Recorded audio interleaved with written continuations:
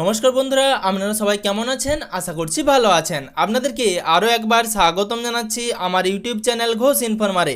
সুপ্রিয় দর্শক বন্ধুরা, মুখ্যমন্ত্রী শুভেন্দু অধিকারী বর্তমানে মুর্শিদাবাদের সভা থেকে কৃষক বন্ধু প্রকল্প, পিএম কিষাণ প্রকল্প এবং কিষাণ মান্ডিতে ধানের দাম বৃদ্ধি নিয়ে বড়সড় বক্তব্য রেখেছেন। আজকের এই ভিডিওর মাধ্যমে আপনাদেরকে জানাবো কৃষক বন্ধু প্রকল্পে আপনারা কবে থেকে টাকা পাবেন, পিএম কিষাণ প্রকল্পের টাকা কবে থেকে পাবেন, তার সাথে কিষাণ মান্ডিতে ধানের দাম বৃদ্ধি নিয়ে কি বক্তব্য তিনি রেখেছেন। এই সমস্ত তথ্যগুলো জানার আগে ভিডিওটি বেশি বেশি করে সকলের সুবিধার জন্য শেয়ার করে দেবেন।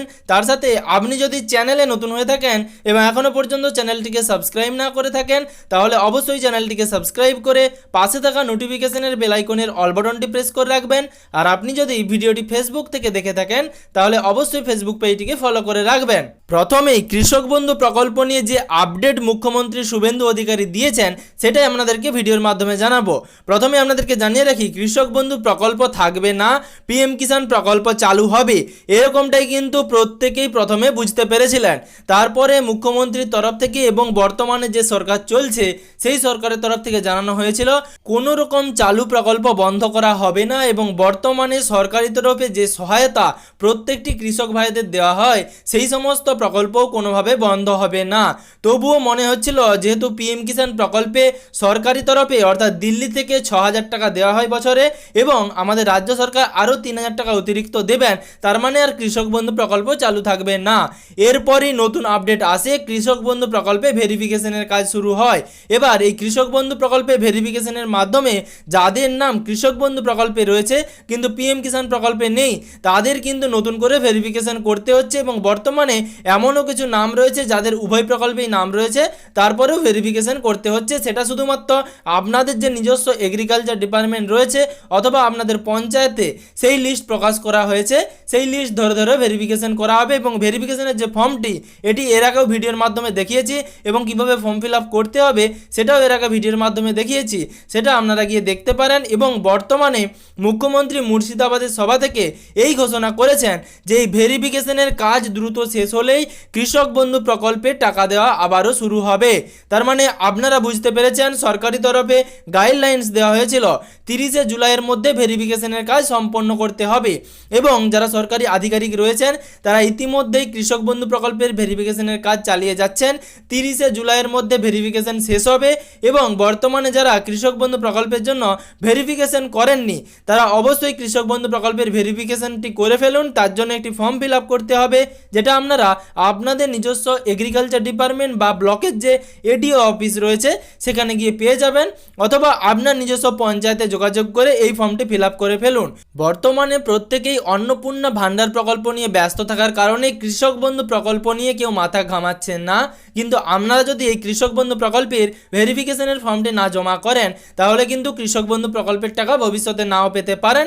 এবং কৃষক বন্ধু প্রকল্পে ভেরিফিকেশন করলে আপনাদের নাম যদি পিএম কিষাণ প্রকল্পে না থাকে তাহলে কিন্তু সেই ডেটা ট্রান্সফার করে পিএম কিষাণ প্রকল্পে আপনাদের নাম নথিভুক্ত করা হবে। তাই এই ভেরিফিকেশনটি অবশ্যই করে ফেলুন। এবং সরকারি তরফে মুখ্যমন্ত্রী শুভেন্দু অধিকারী মুর্শিদাবাদের সভা থেকে ঘোষণা করেছেন 30শে জুলাইয়ের পর থেকে কৃষক বন্ধু প্রকল্পের টাকা ছাড়ার কাজ শুরু হবে। অর্থাৎ 30শে জুলাই কৃষক বন্ধু প্রকল্পের ভেরিফিকেশন শেষ হবে, তারপর কিছু ছাঁটাই বাছাই হবে, ঝাড়াই বাছাই হবে, ছাঁটাই বাছাই হবে।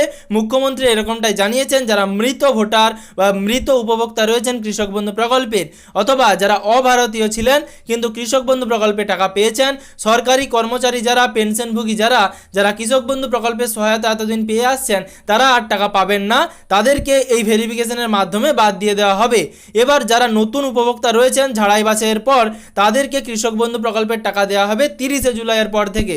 30শে জুলাই ভেরিফিকেশনের কাজ শেষ হবে। তার আগে প্রত্যেককেই আমি বলবো যারা এই ভিডিওটি দেখছেন প্রত্যেকেই কিন্তু ভিডিওটি বেশি বেশি করে সকলের সুবিধার জন্য, সকলে যাতে জানতে পারে তার জন্য শেয়ার করে দেবেন আর ভেরিফিকেশনের কাজটি অবশ্যই করে ফেলুন যাতে কৃষক বন্ধু প্রকল্পের টাকা আপনারা সকলেই পেয়ে যান। এবং পিএম কিষাণ প্রকল্প নিয়েও তিনি সেই একই বক্তব্য রেখেছেন। পিএম কিষাণ প্রকল্পের টাকা বৃদ্ধি করা হলো, রাজ্য সরকারের তরফ থেকে অতিরিক্ত 3,000 টাকা দেওয়া হবে এবং কেন্দ্র সরকার যেরকম দিচ্ছে 3 কিস্তিতে 6,000 টাকা 2,000 করে সেরকম কিন্তু দেওয়া হবে। অর্থাৎ পিএম কিষাণের যারা উপভোক্তা রয়েছেন আগে থেকেই তারা এবার থেকে কিন্তু বছরে 9,000 টাকা করে পাবেন এবং সেই টাকা কিন্তু পরের কিস্তি থেকেই দেওয়া হবে। পরের যে কিস্তি পিএম কিষাণে দেওয়া হবে তখন থেকে কিন্তু আপনারা এবার থেকে 3,000 টাকার কিস্তি পাবেন, এরকমটাই শুভেন্দু অধিকারীর তরফ থেকে ঘোষণা করা হয়েছে। এবার যারা কিষাণ মান্ডিতে প্রত্যেক বছর ধান বিক্রি করে থাকেন তাদেরকে নিয়েও মুখ্যমন্ত্রী শুভেন্দু অধিকারী ওই মুর্শিদাবাদের সভা থেকে বলেছেন কিষাণ মান্ডিতে ধানের দাম অতিরিক্ত 200 টাকা বাড়ানো হলো, সেটা আপনাদেরকে এর আগেও আমি ভিডিওর মাধ্যমে জানিয়েছি। তবে কিষাণ মান্ডিতে এবার ধান দিলে আপনারা 2700 টাকা করে ধানের দাম পাবেন, এরকমটাই মুখ্যমন্ত্রী শুভেন্দু অধিকারী জানিয়েছেন। তিনি বলেছিলেন যে 2500 টাকা করে বর্তমানে ধানের দাম, আরও অতিরিক্ত ধানের দাম হিসেবে 200 টাকা বাড়িয়ে 2700 টাকা করে ধান দিতে পারবে বর্তমানে যারা কৃষক রয়েছেন এবং কিষাণ মান্ডিতে যাদের কিষাণ মান্ডি কার্ড রয়েছে তারা এবার থেকে কিষাণ মান্ডিতে 2700 টাকা প্রতি কুইন্টালে ধান বিক্রি করতে পারবেন। তবে কিষাণ মান্ডিতে ধান বিক্রি করতে গেলে আপনারা সকলেই জানেন আপনাদেরকে আগে কিষাণ মান্ডিতে আপনাদের নাম রেজিস্ট্রেশন করে আপনাদের কিষাণ মান্ডি কার্ডটি বানাতে হবে। তারপর কার্ড বানানোর পর আপনাদেরকে স্লট বুক বা ডেট বুক করতে হবে ধান বিক্রি করার জন্য। অর্থাৎ যখন থেকে কিষাণ মান্ডিতে বা আপনার নিকটবর্তী যে কিষাণ মান্ডি রয়েছে সেখানে ধান নেওয়া শুরু হবে, আপনাদেরকে অনলাইনে কিন্তু ডেট বুক বা স্লট বুক করতে হবে, তারপরে আপনারা ধান দিতে পারবেন। এবার ধান দেবার সময় আরও কিছু নিয়মাবলী রয়েছে যেগুলো এর আগেও জানিয়েছি। কিষাণ মান্ডিতে ধান বিক্রি করতে গেলে আপনাদেরকে নিজেদেরকেই ধান শুকনো করে সেই পরিষ্কার ধান নিজেই প্যাকেট করে গাড়ি ভাড়া করে আপনার নিকটবর্তী মান্ডিতে যেখানে আপনি স্লট বুক করেছেন সেখানে কিন্তু পৌঁছে দিতে হবে। এরপর সেখানে কুইন্টাল পিছু কিন্তু ধানের পরিমাণ বাদ যাবে, সেটাও কিন্তু আপনাদেরকে জানিয়ে দিচ্ছি।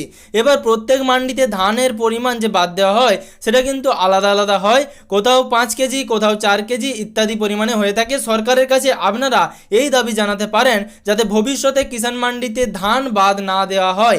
এই ভিডিওর মাধ্যমে এইটুকুই আপডেট দেওয়ার ছিল। সম্পূর্ণ ভিডিওটি আপনার উপকার এসে থাকলে ভিডিওটিতে একটি লাইক করে ভিডিওটি সকলের সাথে শেয়ার করে জানিয়ে দেবেন এবং তার সাথে আপনি যদি চ্যানেলে নতুন হয়ে থাকেন এবং এখনও পর্যন্ত চ্যানেলটিকে সাবস্ক্রাইব না করে থাকেন তাহলে অবশ্যই চ্যানেলটিকে সাবস্ক্রাইব করে পাশে থাকা নোটিফিকেশনের বেল আইকনের অল বাটনটি প্রেস করে রাখবেন। আর আপনি যদি ভিডিওটি ফেসবুক থেকে দেখে থাকেন তাহলে অবশ্যই ফেসবুক পেজটিকে ফলো করে রাখবেন যাতে পরবর্তী ভিডিও নোটিফিকেশন এবং পশ্চিমবঙ্গের যাবতীয় আপডেট সবার আগে সবার প্রথমে আপনার মোবাইলের নিউজ ফিডে পেয়ে যান।